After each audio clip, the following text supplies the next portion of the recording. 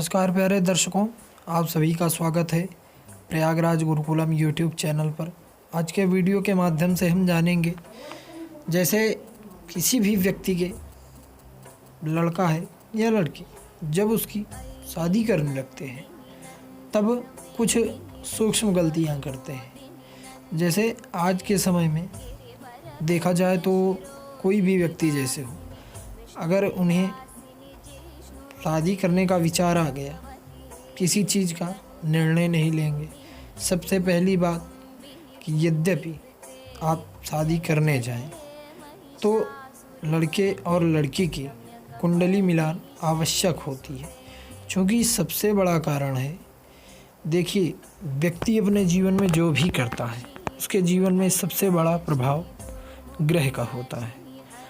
अब जब दो व्यक्ति संबंध में रहते हैं तब उनके ग्रह जो होते हैं वह उनके ऊपर अपना प्रभाव अवश्य ही छोड़ते हैं, जिसकी वजह से कुंडली मिलान आवश्यक हो जाता है। क्योंकि यद्यपि बुरे ग्रह हैं या पाप ग्रह हैं, अगर इस तरीके की कुछ स्थितियां बनती हैं तब परिणाम यह निकल के आता है कि 1 से 2 साल में शादियां टूट जाती हैं।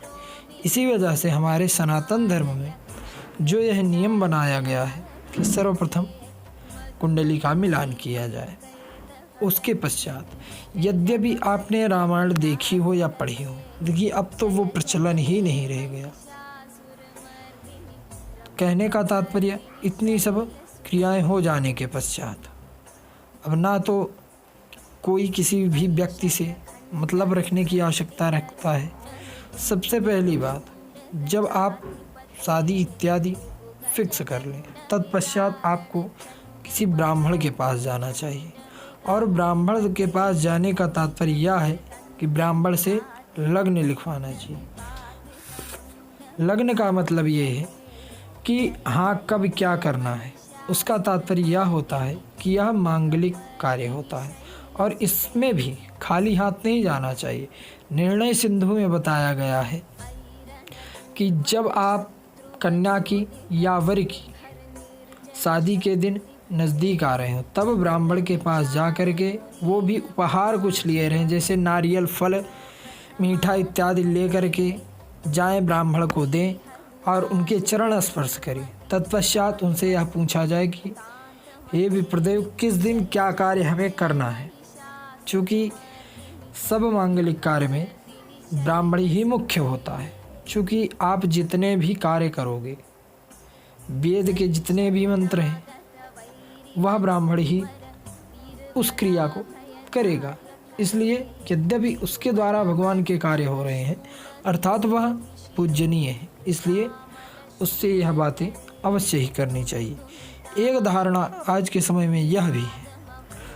अब आज के व्यक्ति कुछ इस प्रकार से बात करेंगे कि बाल विवाह जो था गलत था।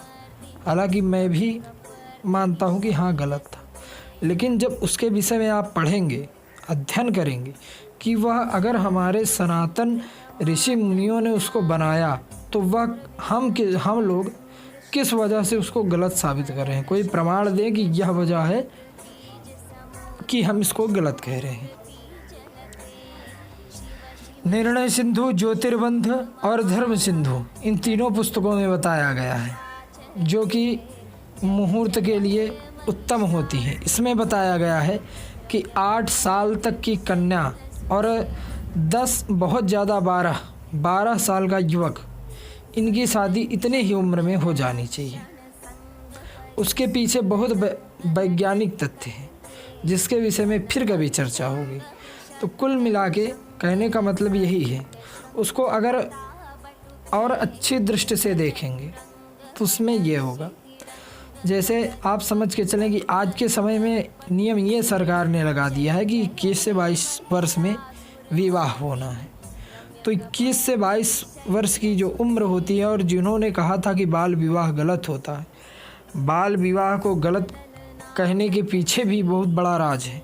क्योंकि हमारे सनातन धर्म के बारे में इतनी गलत जानकारियाँ फैलाई गई हैं, जिससे कि ये होता है कि हाँ ये चीज़ गलत था, लेकिन जब सही चीज़ का आप अध्ययन करेंगे तब आपको समझ में आएगा।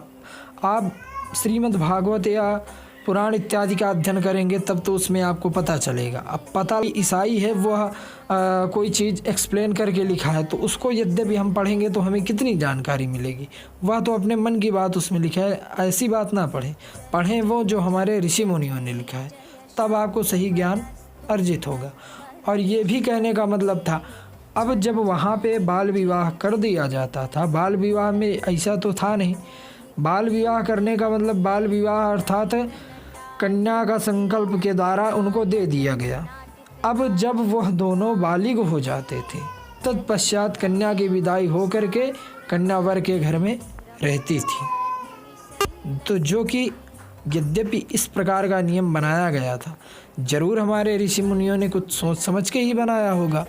और इसके वैज्ञानिक परिणाम क्या हैं, इस विषय में हम किसी दूसरे वीडियो में बात करेंगे। चूँकि यद्यपि इसी वीडियो में हम बात करें तो वीडियो अत्यधिक बड़ा हो जाएगा, इस वजह से आप यह समझ लें, यद्यपि कहने का तात्पर्य आज के समय में 1-2 साल के अंदर अंदर शादी टूट जाती है। उसका सबसे बड़ा कारण और सबसे बड़ा प्रभाव यही है कि आप विधि और विधान से कोई भी कार्य नहीं करना चाहते। और यद्यपि हर कार्य को सही ढंग से किया जाता है तो वह कार्य सफल भी होता है। क्योंकि अगर आप दाल में नमक डालेंगे तब तो दाल आपको अच्छी लगेगी, अन्यथा पता चला कि आप दाल में चीनी डाल के खा रहे हो तो आपको कितना स्वाद मिलेगा। उसी प्रकार से हमारे धर्म के भी विषय में है, यद्यपि हम हर कार्य सही ढंग से सुचारू रूप से करते हैं तब तो वह हमें फल देते हैं, अन्यथा वह निष्फल हो जाते हैं। और मित्रों, यद्यपि वीडियो अच्छी लगी हो तो ज़्यादा से ज़्यादा शेयर अवश्य करें। तो मित्रों, आज की हमारी जानकारी यहीं पर समाप्त होती है। आशा करते हैं कि हमारे द्वारा दी गई जानकारी आपको पसंद आई हो। जय श्रीमन नारायण।